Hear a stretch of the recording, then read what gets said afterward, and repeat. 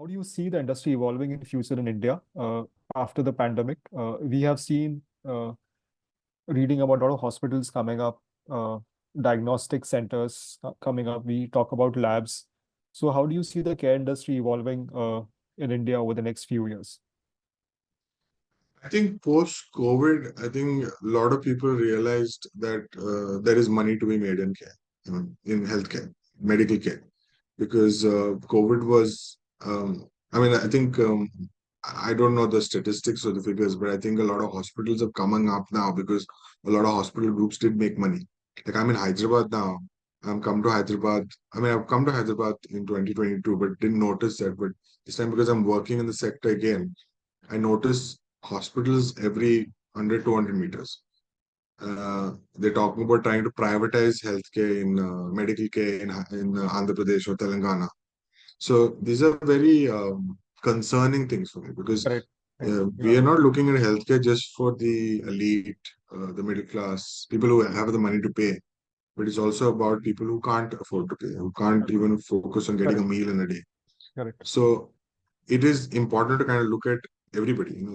Care is for everyone. It's not just for a particular group of people or just the vulnerable populations.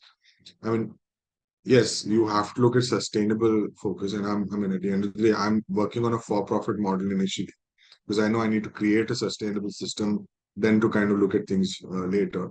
But our costs are contained. Like we don't have a high costing with regards to things.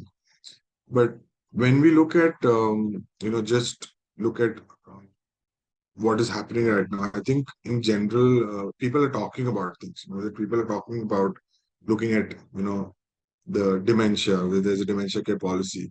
But I think we have to also look at it as a generalistic thing. I mean, we've not done well with verticalization of care programs. We've got that experience. I mean, we've studied it, we've witnessed it, and we've seen it. I think comprehensive programs have to come back. If you're looking at a target group, look at the elderly, because that's where you will then focus on screening systems, looking at not just dementia, but you can also look at neurodiverse diseases that emerge. You can look at cancers, you can look at Correct.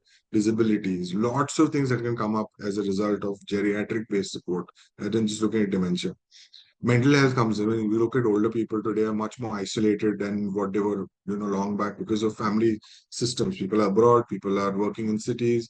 There's nobody there at home, so they have isolation.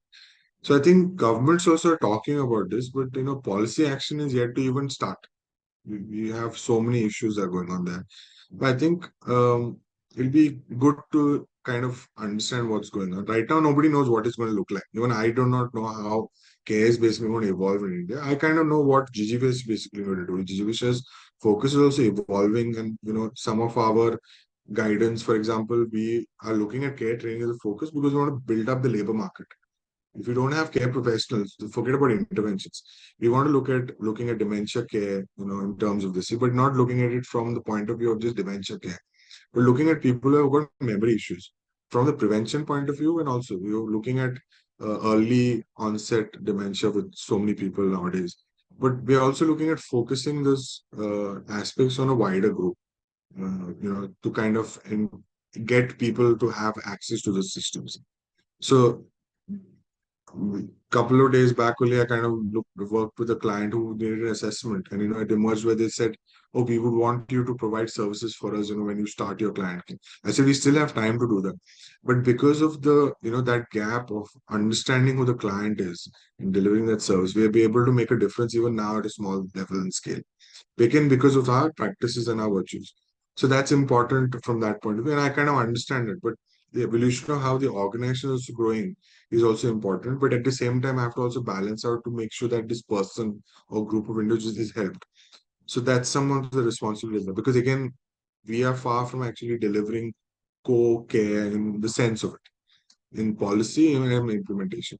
So we're still far away. I think in the long run, I think also advocacy needs to kind of come in. And that's one of the things GGV is going to be working on in the long term. Because if we're working in the environment, we need to make sure that regulation comes into play from the interest of the person. So it's not just us as an only organization practicing it, but we want everybody to come in those particular guidance. Right.